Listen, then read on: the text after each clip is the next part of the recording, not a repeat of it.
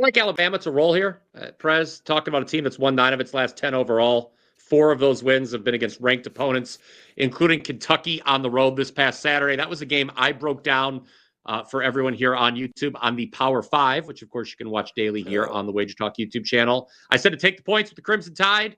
Now, there, obviously, they won outright against Kentucky, like I mentioned. Now, when you talk about a Nate Oates coach team, obviously, offense always at the forefront. Bama leads the country, averaging 90.2 points per game this year. But they're much improved defensively as well, Prez, this season, at least. And remember, this is a team that made it to the Final Four last year. So if they're putting it together defensively, look out. Now, from Vanderbilt's perspective, a couple things I don't like for them in this matchup. One, it's a letdown spot. They're going on the road. They just upset Tennessee over the weekend at home in Nashville. The Commodores' last 2 wins have been by a total of 4 points, and both were at home. The other issue for Vandy, I think, Prez, is they like to speed their opponents up, increase the tempo, which often leads to turnovers for them. Well, the problem is you can't speed Alabama up because they're playing at the fastest tempo in the country already. So I would lay the points here, think Bama wins big, keeps rolling. Roll damn time. We're going to go Ohio State, Purdue. I think, got a ranked Purdue team here. Ohio State, obviously, they're still partying down in Columbus after last night. So this is worth talking about. You go back to last Tuesday, guys. Of course, it's $5 Tuesday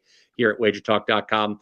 My $5 play last Tuesday was the Buckeyes plus the points at Wisconsin, thanks to a nice second-half rally. They were able to cash for us. Obviously, the basketball team has not given much to celebrate down in Columbus. 3 consecutive straight-up losses, guys, all by 2 points or less. The Buckeyes, they lose by 2 at home to Oregon after blowing a halftime lead. I just mentioned the rally. They came up a bit short at Wisconsin. And then this past Friday, they rally to force overtime, lose by 1 to Indiana.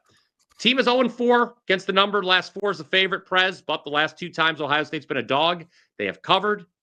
1 for me at Wisconsin, and they also won outright at Rupp Arena against Kentucky. That's a very impressive win. As for Purdue, I get it. 7-game win streak, covered 6 straight. Kind of a letdown spot, though, I think, for the Boilermakers after a West Coast swing that included a win at Oregon. I just think it's too many points. Ohio State does have 8 losses, but 5 of them inside this number. I think they can force some turnovers. Hopefully Devin Royal returns after missing the Indiana game as well. I would take the points. Ohio State, they can't win them close, but they can keep them close, and that's all we need, Press. Bryan Power, what do you have going for the clients tonight? 5% $5 play tonight.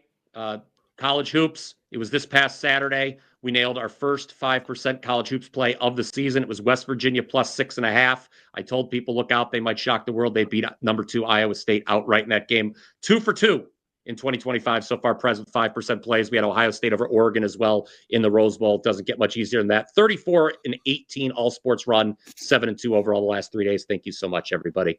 Head on over to wt.buzz/pp.